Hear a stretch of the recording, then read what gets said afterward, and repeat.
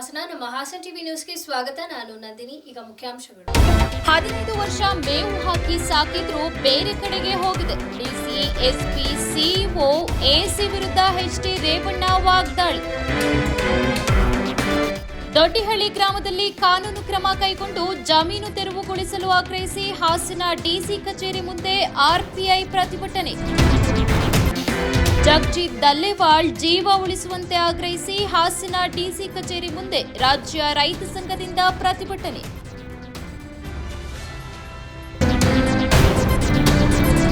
ಪಕ್ಷದಲ್ಲಿ 15 ವರ್ಷಗಳ ಮೇವು ಹಾಕಿ ಸಾಕಿದ್ರೂ ಒಳ್ಳೆ ಮೇವಿಗಾಗಿ ಬೇರೆಡೆ ಹೋಗಿದೆ. ಡಿಸಿ, ಎಸ್ಪಿ, ಜಿಲ್ಲಾ ಪಂಚಾಯಿತಿ ಸಿಇಒ, ಎಸಿ ನನ್ನ ಕೈಗೆ ಸಿಗದಲೇ ಎಲ್ಲಿ ಹೋಗ್ತಾರೆ? ಅಕ್ರಮಗಳನ್ನ ಧಾರಾವಾಹಿ ತರ ಬಿಡುಗಡೆ ಮಾಡಲಾಗುವುದು. ಇನ್ನು ಐಐಟಿ ವಿಮಾನ ನಿಲ್ದಾಣಕ್ಕೆ ಮೀಸಲಿಟ್ಟಿದ್ದ ಜಾಗವನ್ನ ಕೆಲವರು ಕಬಳಿಸುತ್ತಿದ್ದಾರೆ ಎಂದು ಹಾಸನದಲ್ಲಿ ಮಾಜಿ ಸಚಿವ ಎಚ್ಡಿ ರೇವಣ್ಣ ವಾಗ್ದಾಳಿಯನ್ನ ನಡೆಸಿದರು. ನಗರದ ಪ್ರವಾಸಿ ಮಂದಿರದಲ್ಲಿ ಸೋಮವಾರದಂದು ಮಾಧ್ಯಮದವರೊಂದಿಗೆ ಮಾತನಾಡಿ 1962ನೇ ಇಸವಿಯಿಂದ ದೇವೇಗೌಡರಿಗೆ ರಾಜಕೀಯ ಜನ್ಮ ಕೊಟ್ಟ ಜಿಲ್ಲೆ ಹಾಸನ. ಎರಡನೆಯದ್ದು ಬೆಂಗಳೂರು ಗ್ರಾಮಾಂತರ. ಕನಕಪುರ ಕ್ಷೇತ್ರ ದೇವೇಗೌಡರಿಗೆ ರಾಜಕೀಯವಾಗಿ ಶಕ್ತಿ ಕೊಟ್ಟಿರುವ ಕ್ಷೇತ್ರವಾಗಿದ್ದು, ದೇವೇಗೌಡರು ಪ್ರಧಾನಮಂತ್ರಿ, ಮುಖ್ಯಮಂತ್ರಿ, ಸಚಿವರಾಗಲು ಜನರು ಸಹಕಾರ ಮಾಡಿದ್ದಾರೆ.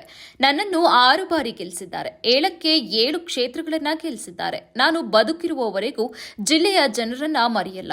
ಜಿಲ್ಲೆಗೆ ಉಳಿದಿರುವ ಕೆಲಸವನ್ನ ಯಾವುದೇ ಸರ್ಕಾರವಿರಲಿ ಮಾಡ್ತೇನೆ. ಏನೇ ಅಡೆತಡೆ ಬಂದರೂ ಕೆಲಸ ಮಾಡ್ತೇನೆ. ಅದೇ ನನ್ನ ಗುರಿಯಾಗಿದ್ದು, ನಮ್ಮ ಕುಟುಂಬಕ್ಕೆ ಜಿಲ್ಲೆಯ ಜನ ಬೆಂಬಲವನ್ನ ನೀಡಿದ್ದಾರೆ ಎಂದು ತಿಳಿಸಿದರು. ದೇವೇಗೌಡರಿಗೆ 1962ನೇ ಇಸ್ವಿಯಿಂದ ರಾಜಕೀಯದ ಜನ್ಮ ಕೊಟ್ಟಂತ ಜಿಲ್ಲೆ ಮೊದಲನೇದು ಹಾಸನ ಜಿಲ್ಲೆ. ಎರಡನೇದು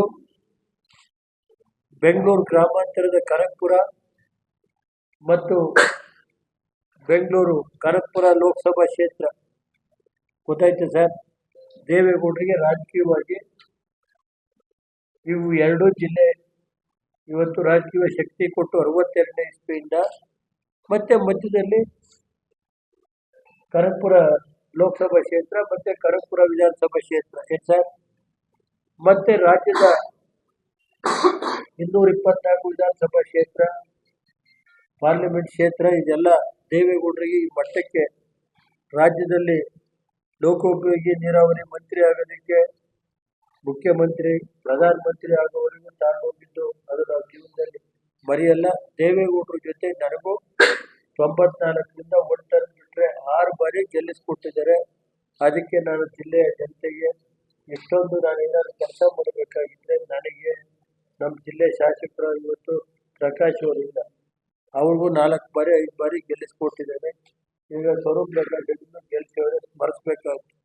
ಈ ಸಾರಿ ಇದ್ರ ಜೊತೆಗೆ ಈ ಜಿಲ್ಲೆಯಲ್ಲಿ 5, 6, 7 ಗೆಲ್ಲಿಸಿರುವಂಥ ಪ್ರಸಂಗಗಳು, 8ಕ್ಕೆ 8 ಗೆಲ್ಲಿಸಿರುವಂಥ ಪ್ರಸಂಗ ಇದೆ ಈ ಜಿಲ್ಲೆಯಲ್ಲಿ.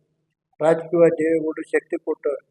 ಅದು ನಾವೆಂದೂ ಜೀವನದಲ್ಲಿ ಮರೆಯೋಕ್ಕಾಗಲ್ಲ, ಮರೆಯೋದು ಇಲ್ಲ, ಮುಂದಕ್ಕೂ ಮರೆಯೋದಿಲ್ಲ. ನಾನು ಈ ಜಿಲ್ಲೆ ನನ್ನ ಕೊನೆ ಉಸಿರಿನವರೆಗೂ ಈ ಜಿಲ್ಲೆಯ ಏನು ಉಳಿಕೆ ಕೆಲಸ ಇದೆ ಅದು ಮಾಡೋದಕ್ಕೆ ನಾನು ಸದಸ್ಯ. ಅದು ಈ ಸರ್ಕಾರ ಇರುತ್ತೋ ಇನ್ನೊಂದು ಸರ್ಕಾರ ಬರ್ತೋ ಅದು ಗೊತ್ತಿಲ್ಲ ನನಗೆ. ಗೊತ್ತಾಯ್ತು ಸರ್. ಅದ್ರ ಬಗ್ಗೆ ನನಗೇನಿಲ್ಲ. ಹಾಸನದ ನಗರದ ಏನಿದೆ ಹಿಂದಿನ ನಾವು ಕುಮಾರಣ್ಣನ ಕಾಲದಲ್ಲಿ ಮಾಡಿದಂಥ ಕೆಲಸಗಳು, ಅದು ಹಿಂದೆ ಕುಮಾರಸ್ವಾಮಿಯವರು 2004ರಿಂದ 5ರವರೆಗೆ ಮಾಡಿದಂಥ ಇದು, ಮತ್ತೆ ಈಚೆಗೆ ಏನು 2018-19 ಕುಮಾರಣ್ಣರು ಕೊಟ್ಟಂತ ಇರ್ಬೋದು. ಗೊತ್ತಾಯ್ತು ಸರ್. ಇವಿಷ್ಟನ್ನು ಕೆಲಸ ಯಾವ್ಯಾವ ಉಳಿದಿದೆ ಅದನ್ನ ಏನೇ ಬೇಲೂರು ತಾಲೂಕು ದೊಡ್ಡಿಹಳ್ಳಿ ಗ್ರಾಮದ ಸರ್ವೆ ನಂಬರ್ 58 ಹಾಗೆ 59ರ ವಿಸ್ತೀರ್ಣ 35 ಎಕರೆ ಜಮೀನನ್ನು ಸರ್ಕಾರ ವಿವಾದಿತ ಜಮೀನು ಎಂದು ತೀರ್ಮಾನಿಸಿ ನಮೂದಿಸಿದರೂ ಸಹ ಕೆಲವು ಜಮೀನ್ದಾರಿ ಭೂಮಾಫಿಯಾಗಳು ಅತಿಕ್ರಮ ಪ್ರವೇಶ ಮಾಡಿರುತ್ತಾರೆ. ಇವರ ಮೇಲೆ ಕಾನೂನು ಕ್ರಮ ಕೈಗೊಳ್ಳಬೇಕೆಂದು ರಿಪಬ್ಲಿಕ್ ಪಾರ್ಟಿ ಆಫ್ ಇಂಡಿಯಾದಿಂದ ಹಾಸನ ಡಿಸಿ ಕಚೇರಿ ಮುಂದೆ ಪ್ರತಿಭಟಿಸಿ ಜಿಲ್ಲಾಡಳಿತಕ್ಕೆ ಮನವಿಯನ್ನು ಸಲ್ಲಿಸಿದರು. ಇದೇ ವೇಳೆ ರಿಪಬ್ಲಿಕ್ ಪಾರ್ಟಿ ಆಫ್ ಇಂಡಿಯಾ ರಾಜ್ಯಾಧ್ಯಕ್ಷ ಆರ್ಪಿಐ ಸತೀಶ್ ಮಾಧ್ಯಮದವರೊಂದಿಗೆ ಮಾತನಾಡಿ, ದೊಡ್ಡಹಳ್ಳಿ ಗ್ರಾಮದ ಸರ್ವೆ ನಂಬರ್ 58 ಹಾಗೂ 59 ಹಾಗೂ ಇತರೆ ಸರ್ವೆ ನಂಬರ್ಗಳಲ್ಲಿ ಸುಮಾರು 80ಕ್ಕೂ ಎಕರೆ ವಿಸ್ತೀರ್ಣದ ಭೂಮಿಯನ್ನ ಪಡುವಳಲು ಗ್ರಾಮದ ಹರಿಜನರಾದ ದೊಡ್ಡಯ್ಯ ಹಾಗೂ ಇತರರಿಗೆ 1958-59 ಇಸವಿಯಲ್ಲಿ ದರಖಾಸ್ತು ಮೂಲಕ ಮಂಜೂರಾಗಿದ್ದು ಸರಿಯಷ್ಟೇ. ಹೀಗಿರುವಲ್ಲಿ ಸವರ್ಣೀಯರು ಭೂಮಾಫಿಯಾದವರುಗಳನ್ನ ಜಮೀನನ್ನ ಲಪಟಾಯಿಸುವ ಸಲುವಾಗಿ ಅವರುಗಳಿಗೆ ಮೋಸ ಮಾಡಿ ಬೇಲೂರು ಉಪನೋಂದಣಾಧಿಕಾರಿಗಳ ಕಚೇರಿಯಲ್ಲಿ 1969ರಲ್ಲಿ ಸಹಿ ಮಾಡಿಸಿಕೊಂಡು ಕೆಲವು ವ್ಯಕ್ತಿಗಳಿಗೆ ರಿಜಿಸ್ಟರು ಕ್ರಯಪತ್ರ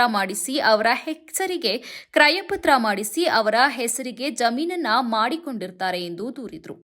ಬಿಕ್ಕೋಡ್ ಹೋಬಳಿ, ಹಾಸನ ಜಿಲ್ಲೆ, ಬೇಲೂರು ತಾಲೂಕು, ಬಿಕ್ಕೋಡ್ ಹೋಬಳಿಯ ದೊಡ್ಡಹಳ್ಳಿ ಗ್ರಾಮದ ಸರ್ವೆ ನಂಬರ್ 58-59ರಲ್ಲಿ ಸುಮಾರು 1956 ಮತ್ತೆ 57ನೇ ಇಸ್ವಿಲಿ ದಲಿತರಿಗೆ ಒಂದು 80 ಎಕರೆ ಮಂಜೂರಾಗಿತ್ತು. ಅದನ್ನ ನಿಯಮ ಅನುಸಾರ ಮಾರಾಟ ಮಾಡಲಿಲ್ಲ ಅಂತ ಹೇಳಿ ಸರ್ಕಾರ ವಾಪಸ್ ತಗೊಂಡಿತ್ತು.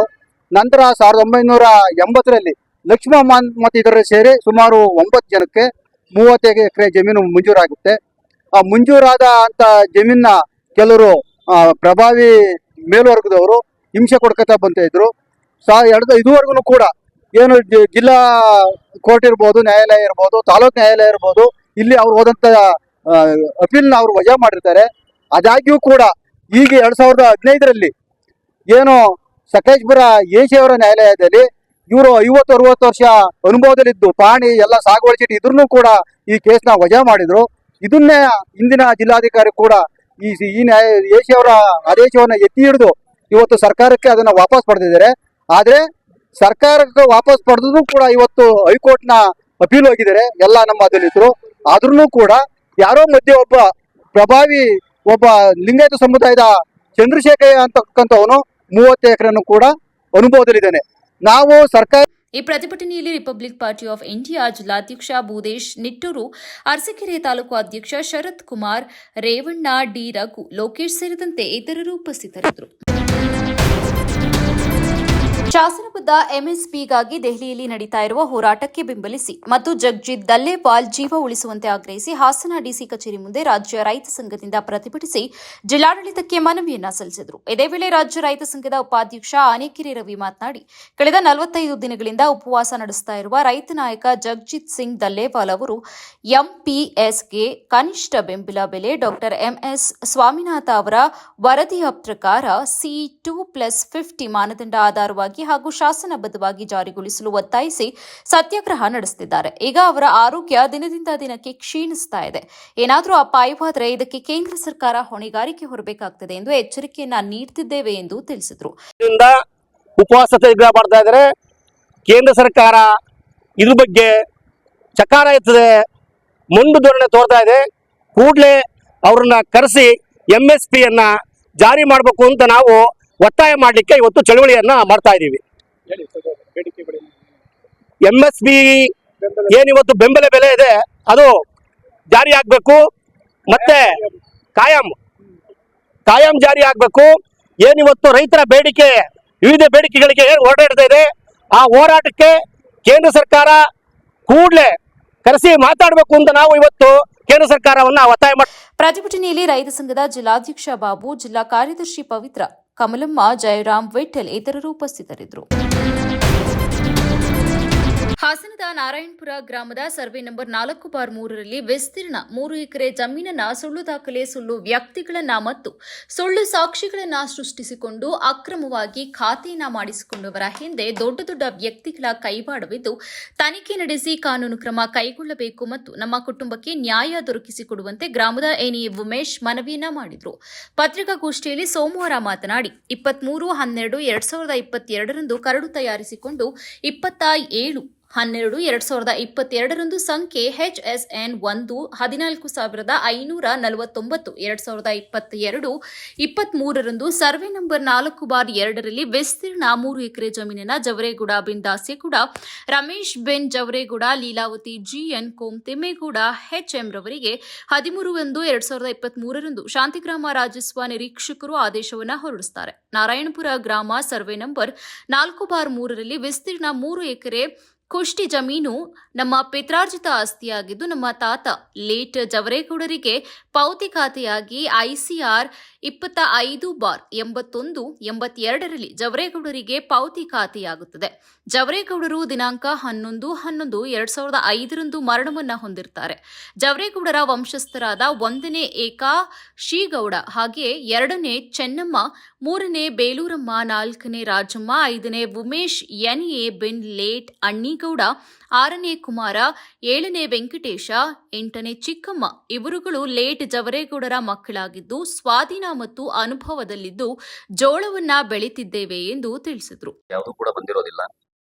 ಇಲ್ಲಿ ಸರ್ವೆ ನಂಬರ್ 4/3ರಲ್ಲಿ ವಿಸ್ತೀರ್ಣ 3 ಎಕರೆ ಇದ್ದು ಸುಳ್ಳು ದಾಖಲೆ ಮತ್ತು ಸುಳ್ಳು ವ್ಯಕ್ತಿಗಳು ಮತ್ತು ಸುಳ್ಳು ಸಾಕ್ಷಿಗಳನ್ನು ಸೃಷ್ಟಿಸಿಕೊಂಡು ಅಕ್ರಮವಾಗಿ ನೋಂದಣಿ ಮಾಡಿಸಿ ಖಾತೆ ಮಾಡಿಸಿಕೊಂಡಿರುತ್ತಾರೆ. ಅದಕ್ಕೆ ಸಂಬಂಧಪಟ್ಟಂತಹ ದಾಖಲೆಗಳು ನಮ್ಮ ಬಳಿ ಇದೆ. ಇದು ಕ್ರಯ ಆಗಿರುವಂಥದ್ದು 23/12/2022ರಂದು ಕರಡನ್ನು ತಯಾರಿಸಿಕೊಂಡು 27/12/2022ರಂದು ಸಂಖ್ಯೆ HSN 1-14589 14,589 2022-23 ಇಸವಿಯಲ್ಲಿ ಸರ್ವೆ ನಂಬರ್ 4/3ರ ವಿಸ್ತೀರ್ಣ 3 ಎಕರೆ ಜಮೀನನ್ನು ಜವರೇಗೌಡ ಬಿನ್ ದಾಸೇಗೌಡ, ರಮೇಶ ಬಿನ್ ಜವರೇಗೌಡ, ಲೀಲಾವತಿ GN ಕೋ, ತಿಮ್ಮೇಗೌಡ HM ರವರಿಗೆ 13/1/2023ರಂದು ಶಾಂತಿಗ್ರಾಮ ರಾಜಸ್ವ ನಿರೀಕ್ಷಕರು ಆದೇಶವನ್ನು ಹೊರಡಿಸಿರುತ್ತಾರೆ. ಆದರೆ ನಾರಾಯಣಪುರದ ಗ್ರಾಮದ ಸರ್ವೆ ನಂಬರ್ 4/3ರಲ್ಲಿ ವಿಸ್ತೀರ್ಣ 3 ಎಕರೆ ಕುಷ್ಕಿ ಜಮೀನು ನಮ್ಮ ಪಿತ್ರಾರ್ಜಿತ ಆಸ್ತಿಯಾಗಿದ್ದು ನಮ್ಮ ತಾತ ಅಂದರೆ ಲೇಟ್ ಜವರೇಗೌಡರವರಿಗೆ ನಮ್ಮ ಕುಟುಂಬ ವಂಶಸ್ಥರಾದ 1ನೇ ಏಕಾಶಿಗೌಡ, 2ನೇ ಚೆನ್ನಮ್ಮ, 3ನೇ ಬೇಲೂರಮ್ಮ, 4ನೇ ರಾಮಮ್ಮ, 5ನೇ ಉಮೇಶ್ NA ಬಿನ್ ಲೇಟ್ ಅಣ್ಣೇಗೌಡ, 6ನೇ ಕುಮಾರ, 7ನೇ ವೆಂಕಟೇಶ, 8ನೇ ಚಿಕ್ಕಮ್ಮ ಇವರುಗಳು ಲೇಟ್ ಜವರೇಗೌಡರ ಮಕ್ಕಳಾಗಿದ್ದು ಸ್ವಾಧೀನ ಮತ್ತು ಅನುಭವದಲ್ಲಿದ್ದು ಜೋಳವನ್ನು ಕೂಡ ಬೆಳೆಯುತ್ತಿರುತ್ತೇವೆ. ಆದರೆ ದಿನಾಂಕ 27/12/2022ರಂದು ಹಾಸನ ಜಿಲ್ಲೆ, ಹಾಸನ ತಾಲೂಕು, ಶಾಂತಿಗ್ರಾಮ ಹೋಬಳಿ ಗುಡನಹಳ್ಳಿ ಗ್ರಾಮದಲ್ಲಿ ವಾಸವಾಗಿರುವ ಜವರೇಗೌಡ ಬಿನ್ ಲೇಟ್ ದಾಸೇಗೌಡ 66 ವರ್ಷ, ಆಧಾರ್ ನಂಬರ್ 430449080677 ಹಾಗೂ ಶ್ರೀ ರಮೇಶ ಬಿನ್ ಜವರೇಗೌಡ 38 ವರ್ಷ, ಆಧಾರ್ ನಂಬರ್ 455207661016 ಸುಳ್ಳು ಪತ್ರ ದಾಖಲೆಗಳನ್ನು ಸೃಷ್ಟಿಸಿ ಇವರಿಬ್ಬರು ಸೇರಿ ಶ್ರೀಮತಿ ಲೀಲಾವತಿ GN ಆಧಾರ್ ನಂಬರ್ 258304439114 ಹಾಸನ ನಗರದ ವಿದ್ಯಾನಗರ ಬಡಾವಣೆ, ಪಂಪಾ ರಸ್ತೆ, 1ನೇ ಕ್ರಾಸ್, ರಾಮಕೃಷ್ಣ ಧರ್ಮಪತ್ನಿಯವರಿಗೆ ಈ ಪತ್ರಿಕಾಗೋಷ್ಠಿಯಲ್ಲಿ ಗ್ರಾಮದ ಏಕಾಶಿಗೌಡ, ಚನ್ನಮ್ಮ, ಬೇಲೂರಮ್ಮ, ರಾಮಯ್ಯ, ವೆಂಕಟೇಶ್ ಇತರರು ಉಪಸ್ಥಿತರಿದ್ದರು. ಜಿಲ್ಲಾ ರಾಜ್ಯ ಸರ್ಕಾರಿ ನೌಕರರ ಗೃಹ ನಿರ್ಮಾಣ ಸಹಕಾರ ಸಂಘದ ವತಿಯಿಂದ ಸಾಲಗಾಮೆ ರಸ್ತೆ ಸಮೀಪದಲ್ಲಿ ಇರುವ ಗ್ಯಾರಹಳ್ಳಿ ಹಾಗೂ ಮಾವಿನಹಳ್ಳಿ ಮಧ್ಯಭಾಗದಲ್ಲಿ ಸಂಘದ ವತಿಯಿಂದ ಸಂಘದ ಸದಸ್ಯರುಗಳಿಗೆ ನಿವೇಶನಗಳನ್ನು ಜಿಲ್ಲಾ ಸರ್ಕಾರಿ ನೌಕರರ ಬೃಂದಾವನ ನಗರ ಎಂಬ ಹೆಸರಿನಲ್ಲಿ ನೀಡಲಾಗ್ತಾ ಇದೆ ಎಂದು ಹಾಸನ ಜಿಲ್ಲಾ ಸರ್ಕಾರಿ ನೌಕರರ ಗೃಹ ನಿರ್ಮಾಣ ಸಹಕಾರ ಸಂಘದ ಅಧ್ಯಕ್ಷ ಶಿವೇಗೌಡ ತಿಳಿಸಿದರು. ಪತ್ರಿಕಾಗೋಷ್ಠಿಯಲ್ಲಿ ಸೋಮವಾರ ಮಾತನಾಡಿ, ಉತ್ತಮ ಗುಣಮಟ್ಟದ ಸರ್ಕಾರಿ ನಿಯಮಾವಳಿಗಳ ಪ್ರಕಾರ ಅಭಿವೃದ್ಧಿಪಡಿಸಿ ನಿವೇಶನ ಮಾಡಿಕೊಡಲು ಬೃಂದಾವನ ಎಂಟರ್ಪ್ರೈಸಸ್ ಅವರಿಗೆ ನೀಡಲಾಗಿದೆ. ಜಿಲ್ಲಾ ಸರ್ಕಾರಿ ನೌಕರರ ಬೃಂದಾವನ ನಗರವು ಗ್ಯಾರಹಳ್ಳಿ ಹಾಗೂ ಮಾವಿನಹಳ್ಳಿ ಮಧ್ಯಭಾಗದಲ್ಲಿ ಸುಮಾರು 30ರಿಂದ 40 ಎಕರೆ ಜಾಗದಲ್ಲಿ ಉತ್ತಮ ಗುಣಮಟ್ಟದ ನಿವೇಶನಗಳನ್ನು ಅಭಿವೃದ್ಧಿಪಡಿಸಲು ಹಾಸನ ಜಿಲ್ಲಾ ರಾಜ್ಯ ಸರ್ಕಾರಿ ನೌಕರರ ಗೃಹ ನಿರ್ಮಾಣ ಸಹಕಾರಿ ಸಂಘದ ವತಿಯಿಂದ ತೀರ್ಮಾನಿಸಲಾಗಿದ್ದು, ಅಧ್ಯಕ್ಷರು ಮತ್ತು ಉಪಾಧ್ಯಕ್ಷರು ಹಾಗೂ ಎಲ್ಲ ನಿರ್ದೇಶಕರುಗಳಿಂದ ನಡೆದ ಆಡಳಿತ ಮಂಡಳಿಯ ಸಭೆಯಲ್ಲಿ ಹಾಗೂ ವಾರ್ಷಿಕ ಮಹಾಸಭೆಯಲ್ಲಿ ಎಲ್ಲ ನಿರ್ದೇಶಕರುಗಳು ಮತ್ತು ಸದಸ್ಯರುಗಳು ಸರ್ವಾನುಮತದಿಂದ ಒಪ್ಪಿ ತೀರ್ಮಾನಿಸಿ ನಿವೇಶನಗಳನ್ನು ಮಾಡಿಕೊಡಲು ಬೃಂದಾವನ ಎಂಟರ್ಪ್ರೈಸಸ್ ಹಾಸನ ಅವರಿಗೆ ಅನುಮೋದನೆಯನ್ನ ನೀಡಲಾಗಿರುತ್ತದೆ ಎಂದು ತಿಳಿಸಿದರು. ಅವರು ಮುಂದಿನ ಈ ತಿಂಗಳು 20ನೇ ತಾರೀಕಿಂದ 20/1/2025ರಿಂದ ನಮ್ಮ ಸಂಘದ ಕಚೇರಿನಲ್ಲಿ ಅಪ್ಲಿಕೇಶನ್ ಹಾಕ್ಲಿಕ್ಕೆ ಅರ್ಜಿಯನ್ನ ಪಡ್ಕೊಬಹುದು. ಜೊತೆಗೆ ಬೇರೆ ಅದರ್ ದ್ಯಾನ್ ಮೆಂಬರ್ಸ್ಗೆ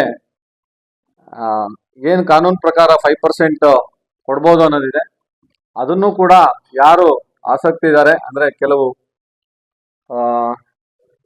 ಎಜುಕೇಶನ್ ಇನ್ಸ್ಟಿಟ್ಯೂಷನ್ಸ್ಗಳು ಇರ್ಬೋದು, ಪ್ರೈವೇಟ್ಸ್, ಜೊತೆಗೆ ನೀವು ಕೂಡ ಪತ್ರಕರ್ತರ ಮಿತ್ರರಿದ್ದೀರಾ, ನೀವು ಕೂಡ ಅಪ್ಲೈ ಮಾಡ್ಬೋದು. ಯಾಕೆ ತುಂಬಾ ಚೆನ್ನಾಗಿ ಮಾಡಬೇಕು ಅಂತ ತೀರ್ಮಾನ ಮಾಡಿ ತುಂಬಾ ಚೆನ್ನಾಗಿ ಬರ್ತದೆ, ತುಂಬಾ ಹತ್ರನೂ ಆಗ್ತದೆ. ಈ ಒಂದು 5 ಕಿಲೋಮೀಟರ್ 5ರಿಂದ 6 ಕಿಲೋಮೀಟರ್ ಒಳಗಡೆ ಬರ್ತದೆ ಬಸ್ ಸ್ಟ್ಯಾಂಡ್ ಇಲ್ಲಿಂದ ಸೆಂಟ್ರಿಂದ. ಹಂಗಾಗಿ ಒಂದು 5% ಅವ್ರಿಗೂ ಕೂಡ ಪ್ರಾವಿಷನ್ ಮಾಡಿದ್ದೇವೆ, ಬೇರೆ ಇಲಾಖೆಗೂ ಕೂಡ. ಇದರಲ್ಲಿ ಒಂದು ವಾಕಿಂಗ್ ಪಾತು, ಆಟದ ಮೈದಾನ ಮಕ್ಕಳಿಗೆ, ಒಂದು 5th ಸ್ಟ್ಯಾಂಡರ್ಡ್ ವರೆಗೂ ಒಂದು ಶಾಲೆ, ಒಂದು ಪ್ರೈಮರಿ ಹೆಲ್ತ್ ಸೆಂಟರ್ನ ಗೆ ನಾವು DHO ಹತ್ರ ಮಾತಾಡ್ಬೇಕು ಅಂದ್ಕೊಂಡು ಇದ್ದೇವೆ. ಇಲ್ಲಾಂದ್ರೆ ಅಟ್ಲೀಸ್ಟ್ ಅವರು ಒಂದು ಸಮುದಾಯ ಆರೋಗ್ಯ ಕೇಂದ್ರ ಅಂತ ಇರ್ತದೆ, ಅದನ್ನಾರು ಮಾಡ್ಕೊಡ್ಲಿಕ್ಕೆ ವ್ಯವಸ್ಥೆ ಮಾಡ್ಕೊಡಿ ಹೆಲ್ತ್ ಸೆಕ್ಟರ್ ಅಲ್ಲಿ. ಜೊತೆಗೆ ಹಿರಿಯರಿಗೆ ವಾಕಿಂಗ್ ಪಾತ್ ಇರ್ಬೋದು. ಯಾವುದೇ ಮುಂದೆ ದಿನಗಳಲ್ಲಿ ಆ ರಸ್ತೆಯನ್ನ ಕಟ್ ಮಾಡಿದಂಗೆ ಮುಂಚೆನೆ ಎಲ್ಲಾ ವ್ಯವಸ್ಥೆಗಳನ್ನ ಮಾಡಬೇಕು ಅನ್ನೋ ಒಂದು ಆಸೆ ಇಟ್ಕೊಂಡು ಇದೊಂದು ಒಳ್ಳೆಯ ಒಂದು ನಗರವನ್ನ ಮಾಡ.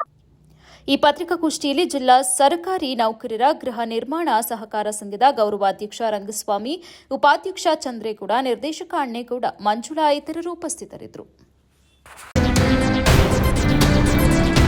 ಪೂರ್ವಜರು ಬಿಟ್ಟಿ ಹೋಗಿರುವ ದೇಶೀಯ ಕ್ರೀಡೆಗಳನ್ನು ಉಳಿಸಿ ಬೆಳೆಸುವ ನಿಟ್ಟಿನಲ್ಲಿ ಜನವರಿ 19ರ ಭಾನುವಾರದಂದು ಸ್ಥಳ ಚಾಮುಂಡಿ ವಿಹಾರ ಕ್ರೀಡಾಂಗಣ ಮೈಸೂರಿನಲ್ಲಿ ಇಂತಹ ಕ್ರೀಡೆಗಳನ್ನು ಹಮ್ಮಿಕೊಳ್ಳಲಾಗಿದೆ ಎಂದು ಹಾಸನದಲ್ಲಿ ಕ್ರೀಡಾ ಭಾರತಿ ಕರ್ನಾಟಕ ಜಿಲ್ಲಾ ಕಾರ್ಯದರ್ಶಿ ಮೋಹನ್ ಕುಮಾರ್ ತಿಳಿಸಿದರು. ಪತ್ರಿಕಾಗೋಷ್ಠಿಯಲ್ಲಿ ಸೋಮವಾರ ಮಾತನಾಡಿ, ಕ್ರೀಡಾ ಭಾರತಿಯು ಒಂದು ರಾಷ್ಟ್ರೀಯ ಕ್ರೀಡಾ ಸಂಘಟನೆಯಾಗಿದೆ. ಕ್ರೀಡಾ ಕ್ಷೇತ್ರದಲ್ಲಿ ಅನೇಕ ವರ್ಷಗಳಿಂದ ಕಾರ್ಯನಿರ್ವಹಿಸುತ್ತಾ ಇರುವ ಕ್ರೀಡಾ ಭಾರತಿಯು ಇಂದು ದೇಶದ ಸುಮಾರು 560ಕ್ಕೂ ಹೆಚ್ಚು ಜಿಲ್ಲೆಗಳಲ್ಲಿ ತನ್ನ ಕಾರ್ಯಚಟುವಟಿಕೆಗಳನ್ನು ಹೊಂದಿದೆ. ನಾವಿಂದು ಎದುರಿಸುತ್ತಾ ಇರುವ ಅನೇಕ ಆರೋಗ್ಯ ಸಮಸ್ಯೆಗಳಿಗೆ ದೈಹಿಕ ಶ್ರಮರಹಿತ ಜೀವನವೇ ಕಾರಣವಾಗಿದೆ ಎಂಬುದು ಸತ್ಯ ಸಂಗತಿಯಾಗಿದೆ. ಈ ನಿಟ್ಟಿನಲ್ಲಿ ಸಮಾಜದಲ್ಲಿ ಎಲ್ಲಾ ವರ್ಗದ ಜನರನ್ನ ಕ್ರೀಡೆಯತ್ತ ಸೆಳೆದು ಸ್ವಸ್ಥ ಸಮಾಜ ನಿರ್ಮಾಣ ಮಾಡುವುದೇ ಕ್ರೀಡಾ ಭಾರತೀಯ ಮುಖ್ಯ ಉದ್ದೇಶವಾಗಿದೆ ಎಂದು ಹೇಳಿದರು. ದೇಶೀಯ ಕ್ರೀಡೆಗಳು ಹಾಗೂ ಎಲ್ಲರೂ ಈಗ ಮರ್ತಿರ್ತಕ್ಕಂಥ ಹಳೆಯ ಕ್ರೀಡೆಗಳನ್ನ ಆಟ ಆಡಬೇಕು ಅಂತ ಹೇಳ್ಬಿಟ್ಟು ಅದರ ಉದ್ದೇಶ ಆಗಿದೆ. ಅದ್ರ ಜೊತೆಗೆ ನಾವುಗಳು ಕ್ರೀಡಾ ಭಾರತೀಯ ಎಲ್ಲರೂ ಸೇರಿಕೊಂಡು ಮಕ್ಕಳಿಗೆ ಕ್ರೀಡಾ ಜ್ಞಾನ ಪರೀಕ್ಷೆ ಅಂತ ಬರೆಸ್ತಿದ್ವಿ. ಕ್ರೀಡಾ ಜ್ಞಾನ ಪರೀಕ್ಷೆ ಕಾಲ 20 ರೂಪಾಯಿ ಕೊಟ್ಟರೆ ಅವರಿಗೆ ಒಂದು ಸರ್ಟಿಫಿಕೇಟು, ಪದಕ ಸಿಗ್ತಕ್ಕಂಥ ವ್ಯವಸ್ಥೆಗಳನ್ನು ಕೂಡ ನಾವು ವರ್ಷ ಮಾಡ್ಕೊಂಡು ಬರ್ತಾ ಇದ್ದೀವಿ. ಕ್ರೀಡೆಗಳ ಬಗ್ಗೆ ಹೆಚ್ಚು ಜ್ಞಾನವನ್ನು ಅವರಿಗೆ ಪ್ರಸರಿಸತಕ್ಕಂಥ ಕೆಲಸವನ್ನು ಸಣ್ಣದಾಗಿ ಮಾಡ್ಕೊಂಡು ಬರ್ತಾ ಇದ್ದೀವಿ. ಹಾಗೇನೆ ಕ್ರೀಡೆಯಲ್ಲಿ ಎಲ್ಲರೂ ಕೂಡ ಭಾಗವಹಿಸಬೇಕು. ಅದಕ್ಕೆ ವಯಸ್ಸಿನ ಇತಿಮಿತಿ ಇಲ್ಲ. ಸ್ವಾಸ್ಥ್ಯ ಸಮಾಜಕ್ಕಾಗಿ ಕ್ರೀಡೆ ತನ್ನದೇ ಆದಂಥ ಒಂದು ಇದನ್ನ ಇಟ್ಕೊಳ್ಬೇಕು. ಒಂದು ಮುದುಕಿ, ಒಂದು ವಯಸ್ಸಾದ ಅಜ್ಜಿ, 80 ವರ್ಷದ ಅಜ್ಜಿ ಓಡ್ತಾ ಇತ್ತಂತೆ. ಯಾರೋ ಕೇಳಿದ್ರಂತೆ, ಎಷ್ಟು ವರ್ಷದಿಂದ ಓಡ್ತಾ ಇದ್ದೀರಿ ಅಂತ. ಅದು ಹೇಳ್ತಂತೆ, 76ನೇ ಇಸ್ವಿಯಿಂದ ಓಡ್ತಾ ಇದ್ದೀನಿ ನಾನು, 76ನೇ ವಯಸ್ಸಿನಿಂದ ಓಡ್ತಾ ಇದ್ದೀನಿ. ಸ್ವಾಸ್ಥ್ಯ ಸಮಾಜ ಆಗಬೇಕು, ಮೊಬೈಲ್ನಿಂದ ಮೈದಾನಕ್ಕೆ ಬರಬೇಕು ಮಕ್ಕಳುಗಳು ಅನ್ನೋದು ಒಂದು ಉದ್ದೇಶ ನಮ್ಮ ಕ್ರೀಡಾ ಭಾರತೀಯದಿದೆ. ಹಾಗೇನೆ ಈಗೊಂದು ಸುಮಾರು ವರ್ಷಗಳಿಂದ ಹಾಸನದಲ್ಲಿ ಕ್ರೀಡಾ ಭಾರತೀಯ ಚಟುವಟಿಕೆಗಳು ನಡೀತಾ ಇದೆ.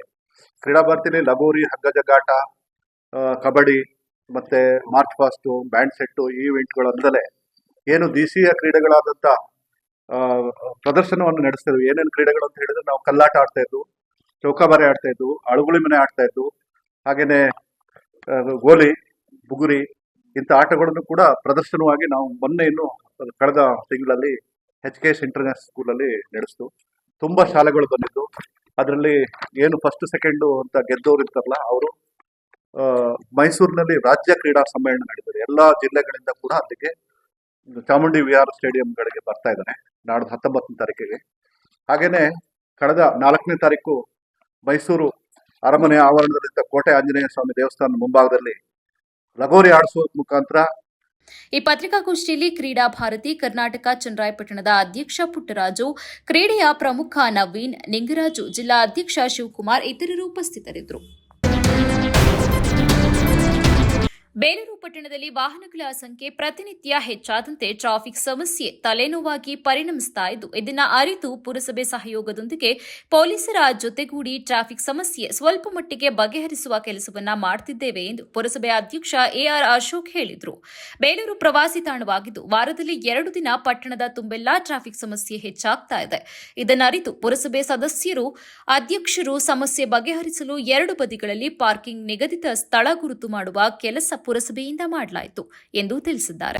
ಬೇಲೂರಿನಲ್ಲಿ ಟ್ರಾಫಿಕ್ ಸಮಸ್ಯೆ ಜಾಸ್ತಿ ಆಗಿರೋದ್ರಿಂದ ನಮ್ಮ ಆರಕ್ಷಕ ಠಾಣೆಯ ಪಕ್ಕದಂತಹ ಸರ್ಕಲ್ ಇನ್ಸ್ಪೆಕ್ಟರ್ ಆದಂತಹ ರೇವಣ್ಣ ಸಾಹೇಬರು ಹಾಗೂ ಸದಾನಂದ ಪಾಟೀಲ್ರವರು ಮತ್ತು ಪೊಲೀಸ್ ಇಲಾಖೆಯ ಎಲ್ಲ ಸಿಬ್ಬಂದಿ ವರ್ಗದವರು, ಅದೇ ರೀತಿ ನಮ್ಮ ಪುರಸಭೆಯ ನೌಕರರು ಮತ್ತು ಇಲ್ಲಿ ನಮ್ಮ ಸ್ನೇಹಿತರುಗಳೆಲ್ಲ ಸೇರಿಕೊಂಡು ಇವತ್ತು ಏನು ಟ್ರಾಫಿಕ್ ನಿಯಂತ್ರಣ ಮಾಡಬೇಕು ಅಂದರೆ ಬರೀ ಬಾಯಿ ಮಾತಲ್ಲಿ ಹೇಳಿದರೆ ಸಾಲದು, ಅದಕ್ಕೆ ತಕ್ಕನಾದ ವ್ಯವಸ್ಥೆಗಳನ್ನು ಮಾಡಿಕೊಡ್ಬೇಕು. ಏನಪ್ಪ ಅಂತಂದರೆ ವೆಹಿಕಲ್ಗಳು ಅಡ್ಡಾದಿಡ್ಡಿ ನಿಲ್ಸೋಗ್ತಾ ಇದ್ರು. ಕೇವಲ ಒಂದು 10 ವೆಹಿಕಲ್ ಮಾತ್ರ ನಿಲ್ಲಕ್ಕೆ ಅವಕಾಶ ಇತ್ತು. ಇಲ್ಲೊಂದು ವೆಹಿಕಲ್ ನಿಲ್ಲಿಸಿದ್ರೆ ಮಧ್ಯದಲ್ಲಿ ಒಂದು ಬೈಕ್ ನಿಲ್ಲಿಸ್ತಾ ಇದ್ರು, ಆ ಕಡೆ ಒಂದು ಕಾರ್ ನಿಲ್ಲಿಸ್ತಾ ಇರಲಿಲ್ಲ, 1 ನಿಮಿಷ ನಿಲ್ತಿರ್ಲಿಲ್ಲ. ಹಾಗಾಗಿ ನಾವೇನು ಮಾಡಿದ್ದೀವಿ ಅಂದರೆ ನಮ್ಮ ಪುರಸಭಾ ವತಿಯಿಂದ ಪೇಂಟ್ ಕೊಡಿಸಿ ನಮ್ಮ ನೌಕರರ ಹತ್ರಲ್ಲೇ ಅಳತೆ ಮಾಡಿಸಿ 8 ಅಡಿಗೆ ಒಂದೊಂದು ಬಾಕ್ಸ್ ಟೈಪ್ ಮಾಡಿ ಆ ಬಾಕ್ಸಲ್ಲಿ ವೆಹಿಕಲ್ಗಳು 4 ವೀಲರ್ ನಿಲ್ಲಬೇಕು ಅಂತೇಳಿ ಮಾಡಿದ್ದೀವಿ. ನಂತರ ಮಾತನಾಡಿದ ಪೊಲೀಸ್ ಇನ್ಸ್ಪೆಕ್ಟರ್ ಎಸ್ಜಿ ಪಾಟೀಲ್, ಕೇವಲ ಪೊಲೀಸರು ಹಾಗೂ ಪುರಸಭೆ ಮಾತ್ರ ಜಾಗೃತಿ ಮೂಡಿಸಿದ್ರೆ ಸಾಲದು, ಇದಕ್ಕೆ ಸ್ಥಳೀಯರ ವಾಹನ ಸವಾರರ ಸಹಕಾರ ಅತಿ ಮುಖ್ಯವಾಗಿದೆ.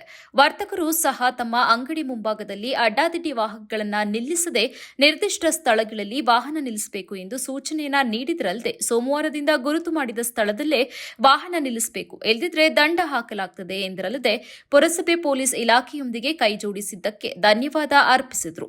ಇವತ್ತು ನಮ್ಮ ಪುರಸಭೆ ವತಿಯಿಂದ ಪುರಸಭೆ ಅಧ್ಯಕ್ಷರ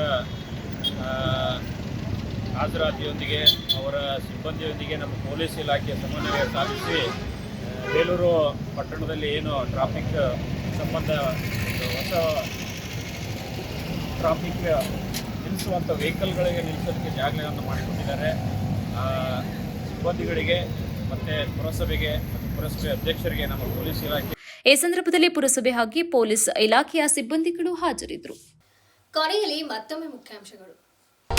15 ವರ್ಷ ಮೇವು ಹಾಕಿ ಸಾಕಿದ್ರೂ ಬೇರೆ ಕಡೆಗೆ ಹೋಗಿದೆ. ಡಿಸಿ, ಎಸ್ಪಿ, ಸಿಇಒ, ಎಸಿ ವಿರುದ್ಧ ಎಚ್ಡಿ ರೇವಣ್ಣ ವಾಗ್ದಾಳಿ. ದೊಡ್ಡಿಹಳ್ಳಿ ಗ್ರಾಮದಲ್ಲಿ ಕಾನೂನು ಕ್ರಮ ಕೈಗೊಂಡು ಜಮೀನು ತೆರವುಗೊಳಿಸಲು ಆಗ್ರಹಿಸಿ ಹಾಸನ ಡಿಸಿ ಕಚೇರಿ ಮುಂದೆ ಆರ್ಪಿಐ ಪ್ರತಿಭಟನೆ. ಜಗಜೀತ್ ದಲ್ಲೇವಾಳ್ ಜೀವ ಉಳಿಸುವಂತೆ ಆಗ್ರಹಿಸಿ ಹಾಸನ ಡಿಸಿ ಕಚೇರಿ ಮುಂದೆ ರಾಜ್ಯ ರೈತ ಸಂಘದಿಂದ ಪ್ರತಿಭಟನೆ.